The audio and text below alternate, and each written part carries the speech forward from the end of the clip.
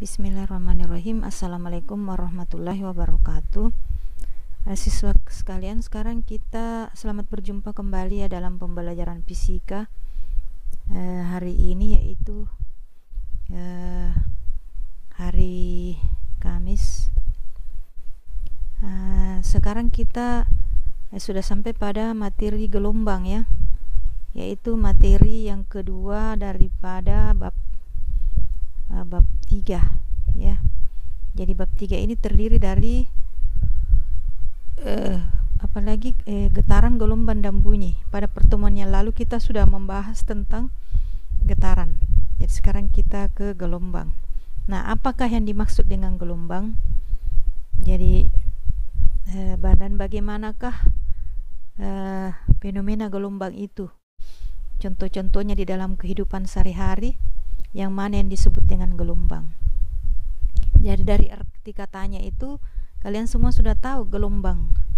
Apa itu gelombang dari arti kata. Ya, jadi kalian sering melihat gelombang di mana biasa terdapat. Ya, misalnya di permukaan laut, ya biasa ada gelombang. Ya, kalian semua sudah pernah melihat. Nah, sekarang kita lanjut ke materi. Contoh gejala gelombang di dalam kehidupan sehari-hari antara lain: 1. Jika sebuah benda dijatuhkan ke tengah kolam, apakah yang terjadi? Nah, seperti gambar ini. Ya, ini kalau misalnya kita jatuhkan benda di tengah kolam. Kemudian nomor 2, jika seutas tali kita ikatkan dan ujung yang lain kita pegang dan digetarkan naik turun, apakah yang terjadi? Jadi seperti gambar ini. Ini kita pegang kemudian kita getarkan naik turun, maka apa yang akan terjadi? Yang ketiga, jika selingki pegas kita getarkan atau didorong lalu ditarik, apakah yang terjadi? Seperti gambar ini. Ya, ini semua adalah fenomena yang biasa kita lihat di dalam kehidupan sehari-hari. Nah, kita masuk ke pengertian gelombang. 1, yang nampak. Pertanyaan tadi, yang nampak adalah air membentuk lingkaran yang bergerak dari tempat jatuhnya benda merambat ke sisi kolam. Ya, jadi yang terjadi apabila kita menjatuhkan benda di tengah air, permukaan air di kolam, dia akan membentuk lingkaran-lingkaran. Lingkaran-lingkaran itu bergerak dari tempat jatuhnya benda merambat ke sisi kolam. Ya, jadi kayak titik, kemudian semakin besar sampai ke sisi kolam. 2, pada permukaan tali terbentuk gelombang-gelombang bukit dan lembah. Kemudian yang ketiga, pada permukaan selingki terdapat rapatan dan renggangan. Nah, perhatikan gambar. Inilah yang terjadi jika di tengah kolam yang berisi air ini kita jatuhkan benda kecil ya. Kemudian kalau tali kita ikat ujungnya, yang lain kita pegang kemudian getarkan naik turun, maka terbentuklah gelombang seperti ini pada permukaan tali. Kemudian jika pegas atau selingki yang agak tidak keras kita dorong baru tarik, maka akan menjalar gelombang-gelombang, yaitu berupa ini rapat, renggang, rapat, renggang, rapat, renggang. Nah, itu yang terjadi fenomena dalam kehidupan sehari-hari yang ada kaitannya dengan gelombang. Kita lanjut. Fenomena yang terjadi pada permukaan air, tali, dan selingki, itulah yang disebut dengan gelombang. Nah, gelombang adalah usikan atau gangguan yang merambat dalam suatu medium. Nah, itu salah satu pengertian dari gelombang. Usikan atau gangguan yang merambat dalam suatu medium. Ya, jadi gelombang itu sebenarnya getaran yang merambat. Jadi gelombang dengan getaran itu berkaitan erat. Ya, dia berhubungan. Kalau getaran dia hanya bergerak naik turun di tempatnya. Ya, misalnya getaran ayunan sederhana, ayunan anak-anak, dia cuma bergetar bolak-balik di tempatnya. Ya, kemudian kalau gelombang ternyata apabila getaran itu merambat, nah itulah yang disebut dengan gelombang, bergerak dari suatu titik menuju ke titik yang lain, seperti pada permukaan tali tadi. Mulai dari tangan, ya dia bergerak berupa bukit, lembah, merambat dari tangan sampai ke ujung yang terikat. Ini juga merambat dari tangan menuju ke ujung yang lainnya lagi. Nah, itulah yang dimaksud dengan gelombang. Kalian sudah tahu apa itu gelombang. Berikutnya macam-macam gelombang. Nah, jenis-jenis gelombang itu banyak sekali. Dia dapat dibedakan atau dikelompokkan dalam 3 kelompok, yaitu pertama menurut mediumnya, yang kedua menurut arah getarnya, dan ketiga adalah menurut amplitudonya. Menurut mediumnya ada 2 lagi, yaitu gelombang mekanik dan gelombang elektromagnetik. Menurut arah getarnya terdiri lagi dari 2, yaitu gelombang transversal dan gelombang longitudinal. Kemudian menurut amplitudonya terdiri dari gelombang diam dan gelombang bergerak. Nah, di sini Ibu mau kasih tugas ya, agar kalian bisa belajar membaca, lebih banyak membaca. Ingat, membaca itu adalah jendela ilmu. Jadi kalian perlu banyak membaca di rumah, banyak melihat tutorial ya. Jadi hal-hal yang berguna yang kita lakukan untuk menambah ilmu pengetahuan. Mencari ilmu juga itu adalah suatu ibadah ya.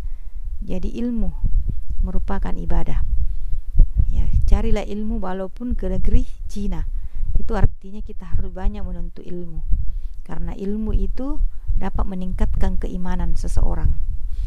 Nah, tugasnya adalah yang pertama, jadi di dalam kesempatan ini ada 2 tugas. Ini yang pertama, jelaskan pengertian gelombang-gelombang tersebut. Maksudnya ini apa dimaksud dengan gelombang mekanik, apa yang dimaksud dengan gelombang elektromagnetik, gelombang transversal, longitudinal, dan seterusnya. Berikan contohnya masing-masing disertai gambarnya. Itu tugas pertama ya. Kemudian yang perlu kalian ketahui bagian-bagian gelombang. Bagian gelombang ini contoh gelombang longitudinal, gelombang transversal ya, gelombang pada tali, terdiri dari perut. Ini perut yang menggelembung ya, sama dengan perut ya, kalau perut kan menggelembung. Nah, jadi bagian gelombang itu ada ini yang di sini pas di sumbu X ya, ini namanya simpul. Kemudian ini namanya perut. Jadi gelembung ini namanya perut, simpul.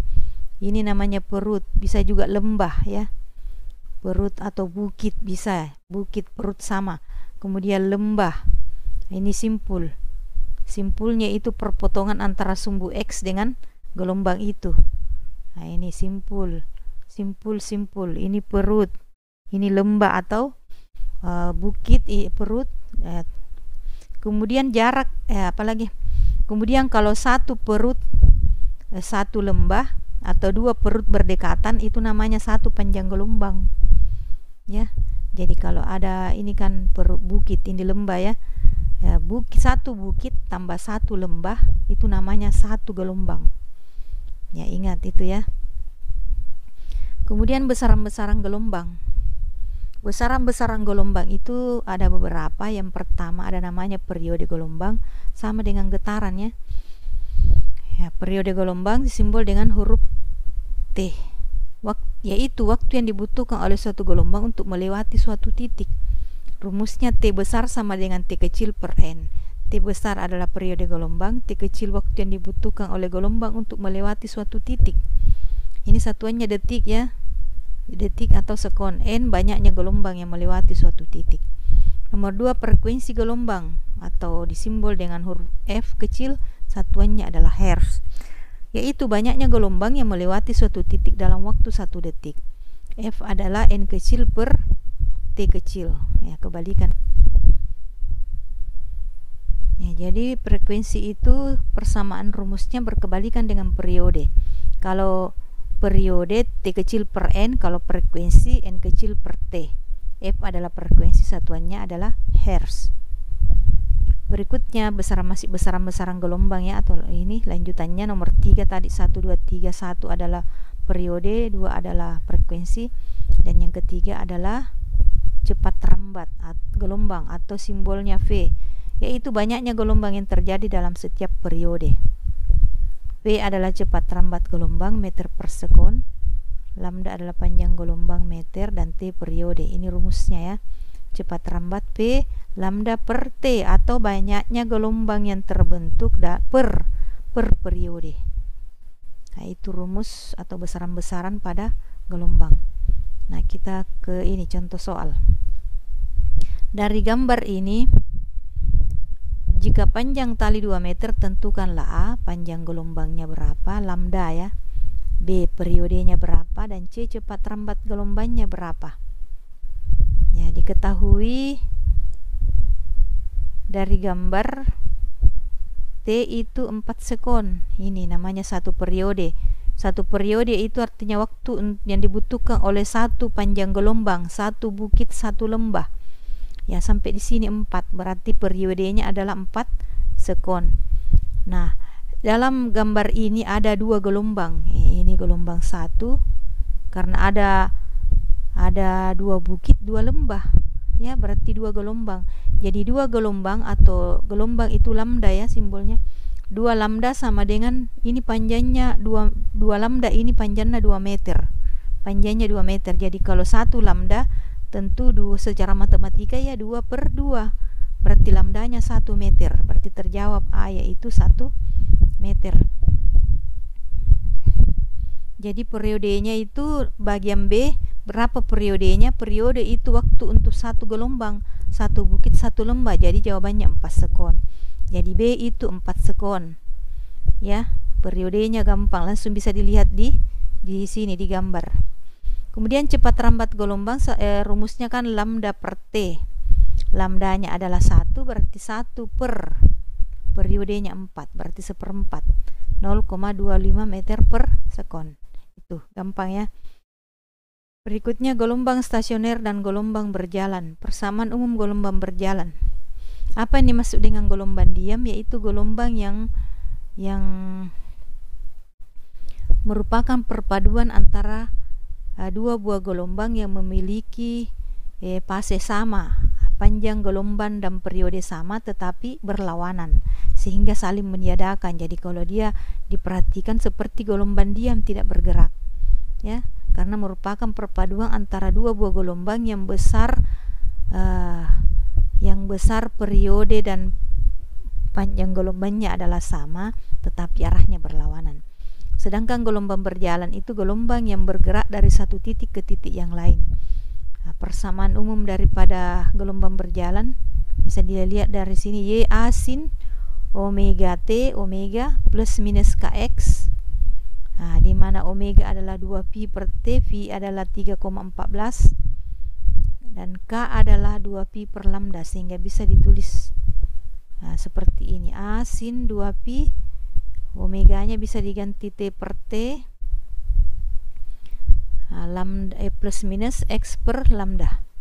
Itu adalah persamaan gelombang berjalan, di mana A ini apa? Adalah simpangan maksimum meter, K ini adalah bilangan gelombang per meter, X jarak yang ditempuh gelombang, ini ya X.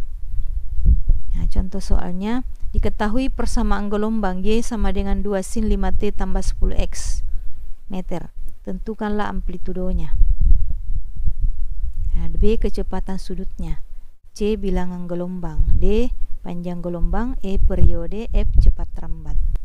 Ya, penyelesaian ya diketahui dari persamaan umum gelombang yaitu E sama dengan A sin omega T plus minus KX. Dari soal Y sama dengan 2 sin 5T plus minus 10X meter. Yang ditanyakan adalah amplitudo A, B omega, kecepatan sudut atau omega, C adalah periode atau T, D adalah bilangan gelombang atau K, E panjang gelombang atau lambda, F adalah cepat rambat atau P. Nah, penyelesaiannya untuk menyelesaikan soal seperti ini, maka yang sama posisinya adalah sama nilainya. Ya, jadi seperti ini misalnya amplitudonya berapa? Nah, amplitudo A ini amplitudo sama posisinya dengan 2. Berarti dengan sendirinya A itu 2 meter karena sama posisinya. Kemudian kecepatan sudut omega yang sama dengan posisi kecepatan sudut omega ini adalah 5. Jadi jawabannya 5 rad per sekon. Ya, satuannya dari omega. C ini periode, tidak ada di sini simbol periode. Kita masuk ke rumus kecepatan sudut. Kecepatan sudut itu rumusnya 2pi per T. Berarti 2pi per T sama dengan omeganya sudah 5. Jadi diganti ini omega jadi 5. Nah, berikutnya kita kali silang, diperoleh T adalah ini 2pi per 5 sekon. Bisa sampai situ saja. Bisa juga dikali 2 kali 3,14 per 5. Kemudian bilangan gelombang K, di sini ada K yang sama posisinya dengan K adalah 10, berarti jawabannya adalah 10. 10 satuannya per meter ya. Kemudian lambda. Nah, lambda itu satuannya nanti nilainya diperoleh dari persamaan bilangan gelombang. Persamaan bilangan gelombang adalah 2pi per lambda sama dengan K. K-nya ini 10, kita ganti sama dengan ini tadi. 2pi per lambda 10, berarti lambda adalah 2pi per 10 adalah masing-masing bagi 2. 2 bagi 2 tinggal 1, 10 bagi 2 dapat 5. Jadi lambda pi per 5 meter. Yang terakhir adalah frekuensi P lambda per T. Satuan rumusnya ya. Lambdanya sudah tadi tahu tadi V per 5. Nah, per periodenya adalah 2pi per 5. Ini 5-nya habis. Pi-nya juga habis, tinggal 1/2. 1/2 tidak lain daripada 0,5 meter per sekon. Nah, itulah jawabannya. Jika mau bertanya bisa bertanya ya di kolom komentar atau di grup. Nah, kaitannya dengan penyelesaian soal tadi atau contoh soal tadi, Ibu kasih tugas yang kedua. Ingat tadi ada tugas pertama. Nah, ini caranya menyelesaikan sama seperti apa yang sudah Ibu contohkan. Cuma persamaannya beda, Y 4 sin 4T 2X per meter. Tentukanlah amplitudo, kecepatan sudut, bilangan gelombang, panjang gelombang, periode, dan cepat rambat ya. Jadi silakan mengerjakan tugas ya supaya ada nilainya, nilai rapornya tuntas untuk semester 1 ya. Jadi pada bulan Desember itu ada sudah semester, jadi harus rajin kerja tugas